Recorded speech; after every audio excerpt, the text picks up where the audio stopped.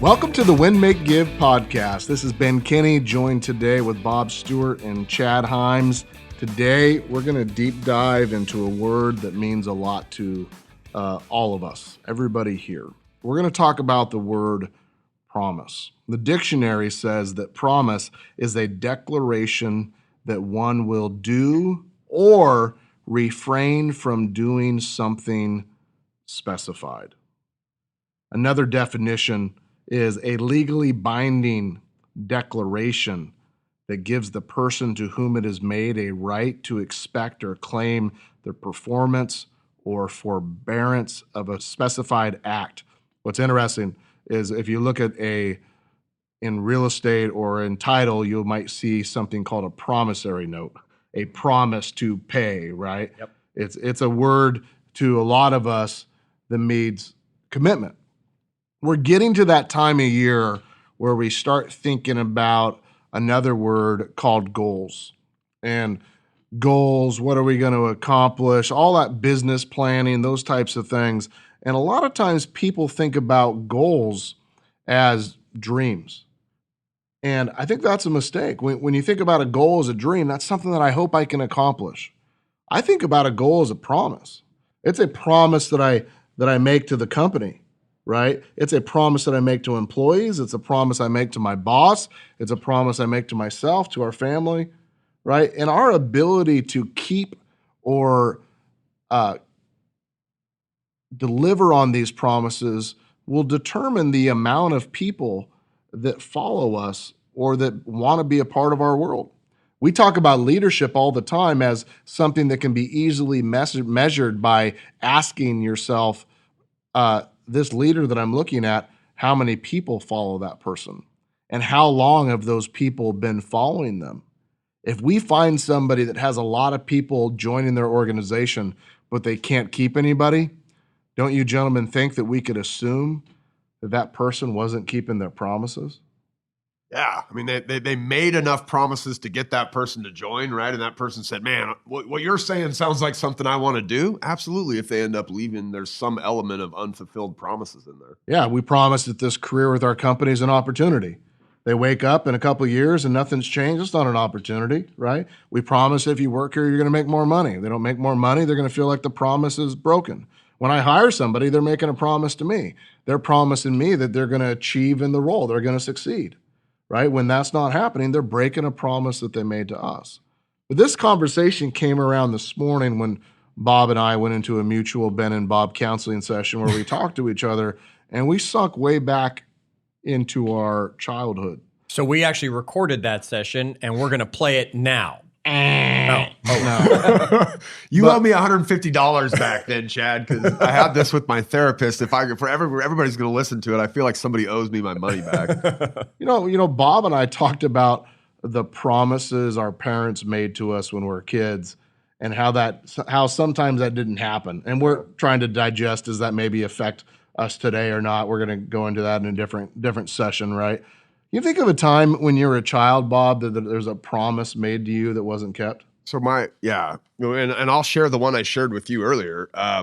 My parents got divorced when I was 8, and my mom would tell you my dad was a great dad, but he wasn't a very good husband, right? But so after my parents got divorced, he was kind of sporadically in our lives, and I can remember.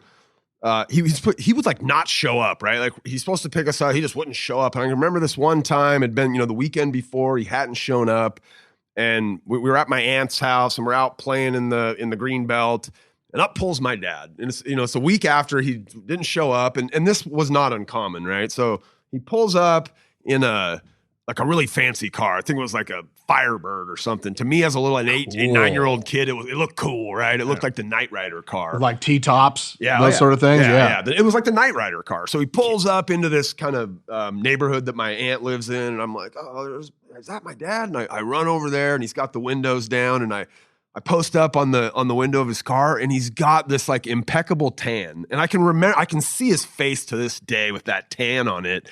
And I said to him, well, Dad, how did you get so tan? And he said, well, I just got back from Mexico. And I can still remember the feeling of being a 9-year-old kid who just felt crushed that like, what? Like you were in Mexico? Like you promised you were going to come pick us up last weekend and we were supposed to spend last weekend with you. So that's for me, when we were talking about this today, it's like, that was a deep-seated thing that I can remember I can remember that environment. I can remember that green belt. I can remember my dad's car pulling up. Like that memory scorned on my brain. And that's had obviously you can Look at him. Hear the emotion in Bob's voice that this is still something that bothers him. Yep. Bob and I were joking, like it starts off with your parents and they're like, hey, maybe this next weekend we're going to go look for bears at the river and they get busy at work or whatever. I feel like there's a Cats in the Cradle song about ready to play in the background all of a sudden. Not today, son, blah, blah, blah. And then he's like, but don't worry. I know we didn't get to do it this weekend. Next weekend, Bob, we're going to go to the zoo. And then the next weekend, work comes up or whatever, right? And they're like, don't worry, Bob. Next time, I'll take you to SeaWorld. Like, yeah! And when we forgive the broken promises because it keeps getting better. We're like, SeaWorld, I'm in. And then that doesn't happen. He's like, no, I'm going to take you to Africa. I was going to take you to SeaWorld, but now we're going to freaking Africa. Africa, I got lions and tigers and bears. Oh my. Right? And the promises, it actually just becomes a chain of promises until we wake up one day and we take our parents or our boss or our partner or our friend or our family or whatever, child, and we take them off the pedestal because we realize they're not promise keepers. The more I think about this, my dad would actually mend those broken promises by buying me like a pair of basketball shoes, right? And this feeding this addiction we've talked about of mine for a while, right? My mom could only afford one pair of shoes for us. My dad would come in like the hero and give me a pair of basketball shoes to make up for those broken promises. So yeah, so he would try to, he would do something else, right? But those things broken promises leave a mark on your psyche. Yeah. The person receiving them or the promises broken. I think there's things that we say to each other that we're going to go do or we're going to accomplish, or like, Bob, remember that time you're going to come hunting with me? There's these commitments that we make that get broken, but we understand because there's other things. But when you really look somebody in the eye and you say, no, I'm going to get this done, or I'm going to handle this for you, or you can count on me, or trust me with this. And when somebody doesn't deliver the first time, you're like, that feels weird. But by the second time, I feel like I'm on an episode of the Shark Tank because I look at them, I'm just, you're kind of dead to me. Unless you can come back into my life and overly show me that you're a person that keeps their promises, you're kind of dead to me. Not that I kick them out of my life, but I prefer to spend my time with the people that keep promises. Make sense? Yeah, for sure. Chad, can you think of a situation from your life or childhood that really eats you about promises? No, I'm sitting over here thinking about it going, I don't know if my parents did. I mean, probably, we'll get ice cream on the way home, right? But Chad's got the like angels singing in the background childhood. This is he does. Like because he was Canadian. There you go. I just blocked it out if there were any. I mean, I'm sure there's something in there if I really think about it. And my father and I don't have the strongest of relationships, so I'm sure there was some time in there if somebody dug really, really deep and maybe go. But do you remember the biggest promise you ever broke to me? Why don't you tell everybody about that? Another one he blocked out. No, I remember that one very clearly. I'm married to her. Yeah.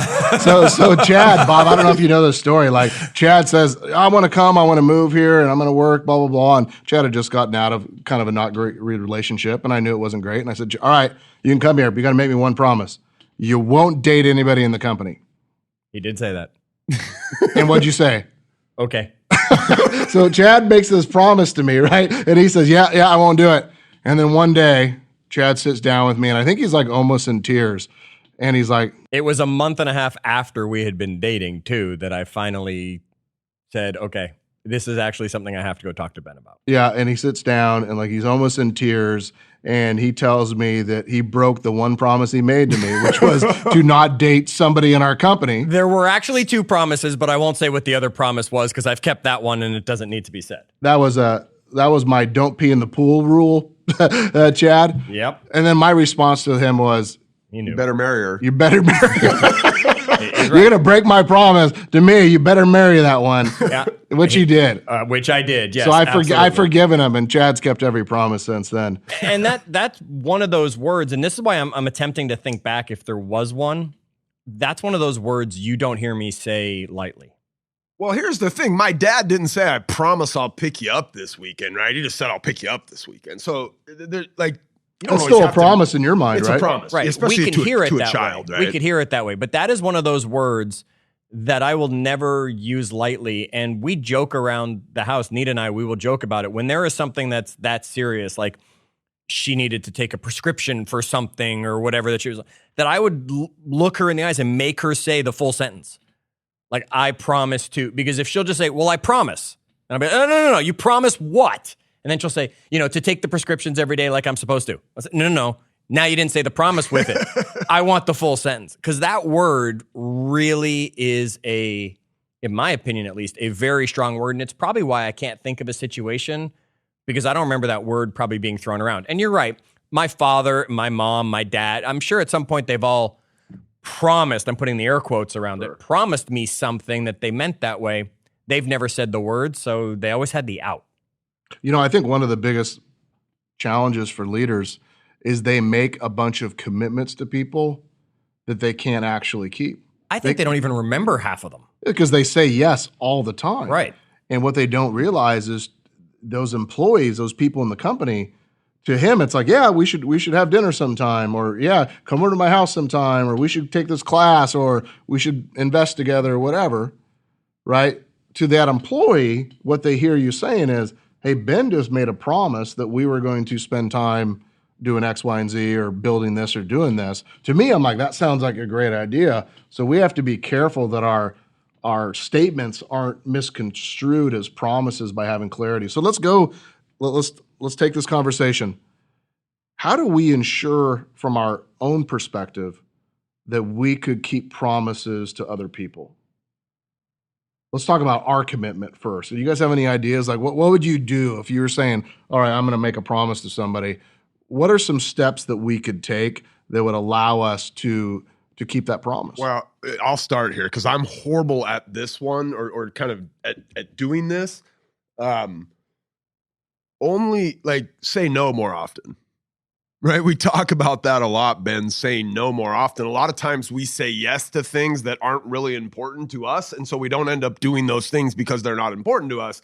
And I'm guilty of this because I'm a people pleaser, right? I want to please people. And the reality, I'll do this with the clients sometimes, right? Like we have this group, a mastermind group on Facebook, and I'll say, hey, reach out to me tomorrow and let's just grab 5 minutes to jump on the phone.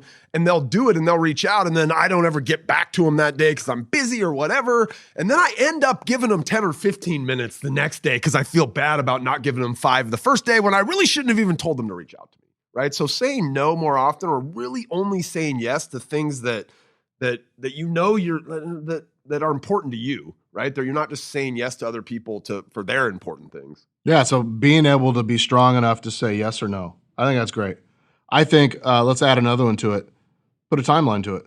Absolutely. Yeah. Hey, let's do this. And here's my piece of it. Here's when I'm going to get it done.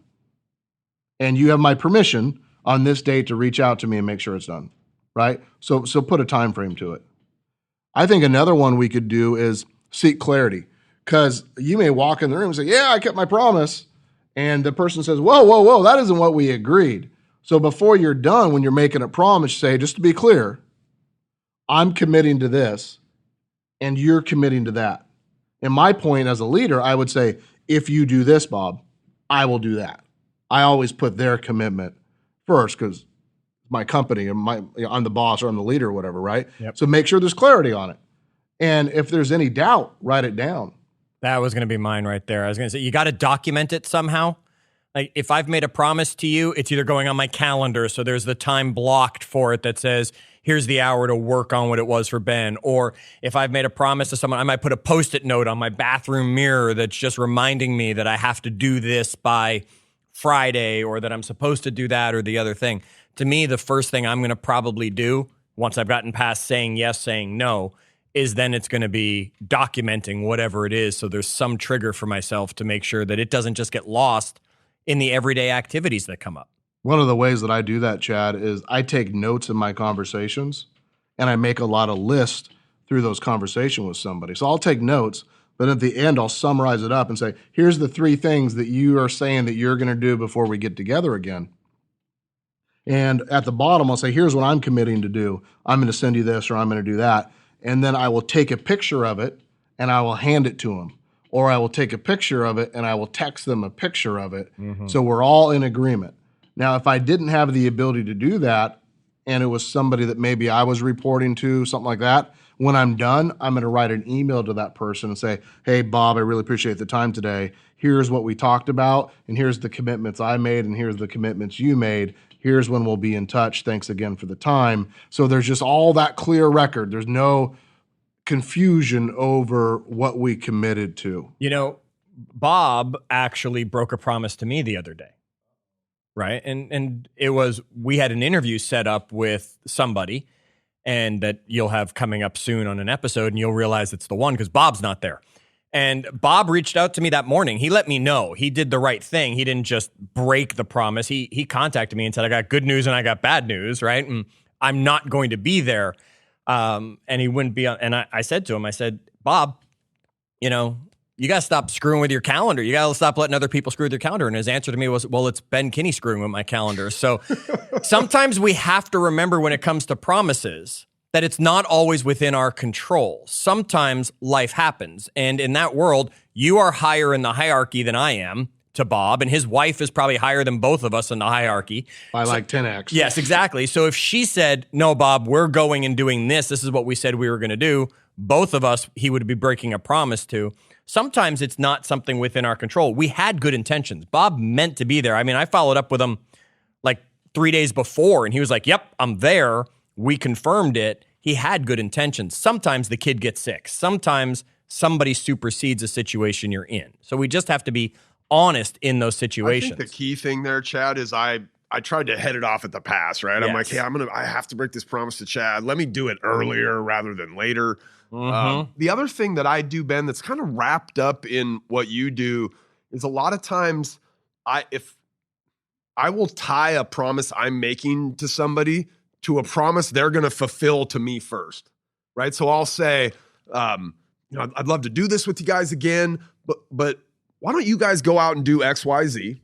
And then when you finish X, Y, Z, I promise I'll do another session with you, right? And so make them earn it. Yeah, I make as them long earn as you it. email me when you're done. Yep. Yeah. Yep. And I put it on them. I put it on them to help me fulfill my promise to them, right? Go do a promise that you're making me, and then come back and I'll fulfill that. Ben promise. does that often because we were in a discussion before the coronavirus hit for an opportunity that we were working on. And Ben said to me, go do this. When you have that done, I'll find the time on my calendar. We'll sit down and figure out if it's the right path for us to take. Of course, sometimes, again, the world got in the way and took that opportunity away. Yeah, a lot of times, and I'm not using Chad in this example, but a lot of times people will walk up and hand you a bunch of problems, and they're expecting you to make promises to go fix those problems. So we have to be careful what promises we're accepting, right? And put kind of boundaries around it. So let's talk a little bit about how do we get people that we work with or we're in relationship to keep promises with us? Gentlemen, have any ideas? Well, I think one of them would be the thing I just said, which is like, if I knew if there was somebody I really wanted them to do something and keep that promise, maybe I'd be the first one to keep a promise, right? Like I say, hey, listen, I want you to do this for me, but I'm going to do this for you first. So, tying promises, right? Because, we go back to the persuasion and influence series. People are more likely like to do something if you did something for them first, right? So we can get them to potentially to keep promises by promising and delivering on a promise to them first. Yeah, we could also reiterate that it is a promise. I'll say, Bob, you going to make your calls today? And he says, yep, I'm going to make my calls today. And I'm going to follow up and clarify how many calls are you going to make today? And Bob says, I'm going to make 100 calls today. I might look him right in the eye and say, you promise? Yeah. That's a different conversation. Mm-hmm. I could walk by, Chad, you going to make your calls? And he's like, yep, making calls, right? 100? Yeah, I'm going to make 100. I could just stop for 1 second, look at Chad in the eye and say, you promise? Yeah, and yes or no, right? I mean, there's no question. That you do that all the time, by the way, but I don't think you use the word promise. You just stare at me and go, "Are you really?" Which is a version of "Do you promise?" Right? Yeah. Are you sure? Yeah. Are you sure? Yeah. And sometimes I go, No, I'm not going to do that. like going on a hunting trip. So there's just like that. my job is to get people's promises deliverable. Like I don't want them to break promises either. So if I can say, Bob, can you go in the woods with me for a month? Right? That's going to be a different story, He can say, yeah, I'd love to, but no, right? It's much easier for me to say, can you get this small little chunk done? Can you go do this small little chunk? And then but he says, but I want to do all of this. Great, let's just do this one first. Once we do, then let's do the next one. And you do that. And I'm just thinking of a couple particulars. Like you're always asking us to read books, and it wasn't that long ago you said, hey, are you going to get that book read this weekend? And I said, yeah. And you sense these things, and you said, are you sure? And I was like, probably not. Like, I don't know that I'm gonna get the whole book read. And you're like, well, can you read chapters 1, 9, and 12, right? Those are like the important chapters I really want you to. Well, he said it at lunch today. He said, did you guys all watch the videos that I sent out? And I had no problem. I looked right at him and I went, no. Right? I mean, I'm not going to lie about it. I just Chad's not a liar, but he's also not accountable. I'm absolutely accountable. But because those videos came out, and from my quick interpretation of the videos, you answered.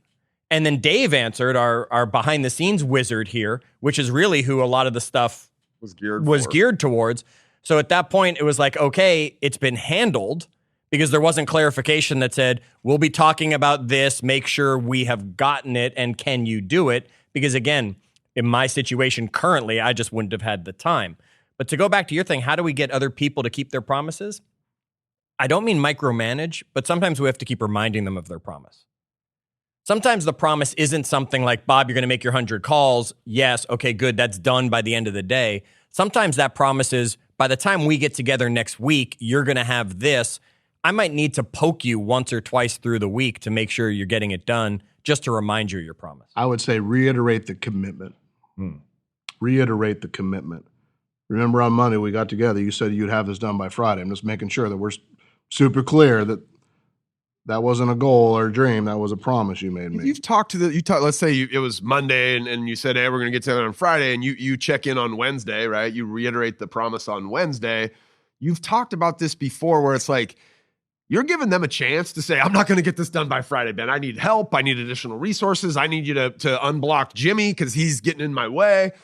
So you're giving them a chance to signal for help, to let you know that it may not happen, even though they promised it would. So yeah, that's important. And relationships end in business and personal because trust is broken and promises aren't kept. If we really truly believe that, then what we should put on our business card next to our name is it should say, I'm a promise keeper. Mm-hmm. I keep the promises to the people that I love. I keep the promises to the people that rely on me.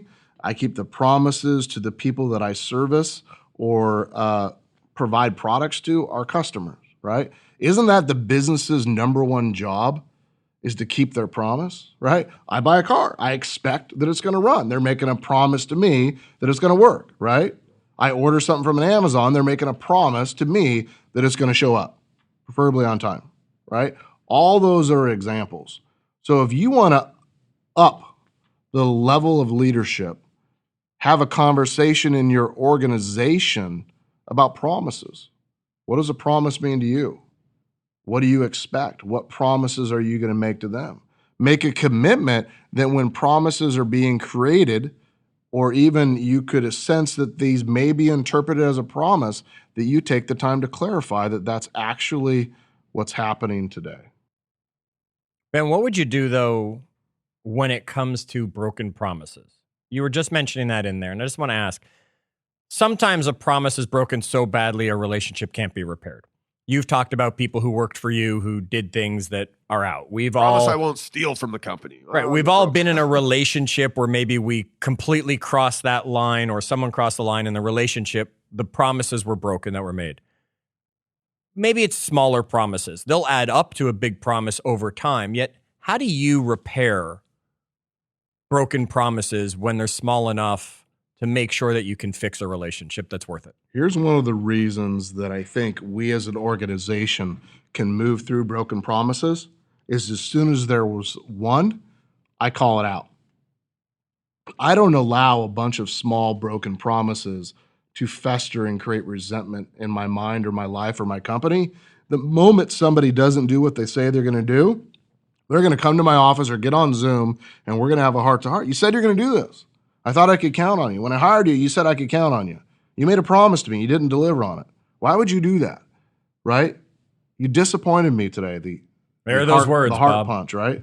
Well, I just had a conversation with somebody in our world about this, and you had told me that he had been a little bit frustrated, and I sat down with him today, being here in the office, and he did this. He recently had kind of a clear the air session with a few people, right, where he had said basically what you're saying right now. You got to resolve it, because if you aren't resolving it, it's going to end anyway. So the way we move through when people break promises to us, Chad, is we jump on it right away so that we know is it resolvable or not. If it is, we just clear that was your get out of jail free card. There's only one of them on the board today, right? You just used it. It'll be a long time before you earn a second one. We good? Yeah, all right. Great. All right. We have the conversation, ask the questions, and keep our promises. Chad, how do we end these? Well, we're going to promise to each and every one of you that we will continue bringing you value in the Win, Make, Give podcast. And the way you can take advantage of that value is share it with everybody you know, because sometimes they need to hear this message and it'll sound more powerful when it's not coming directly from you. Let us share that message with them by having them visit winmakegive.com or have them text the word podcast to 59559. That's right. They just have to text the word podcast to 59559 and they'll get the link so they can subscribe and hear this message. Make sure you join us in our Facebook group, facebook.com/group/winmakegive, where we keep the conversation going after the episodes. And until our next one, wash those hands. And as always, do good.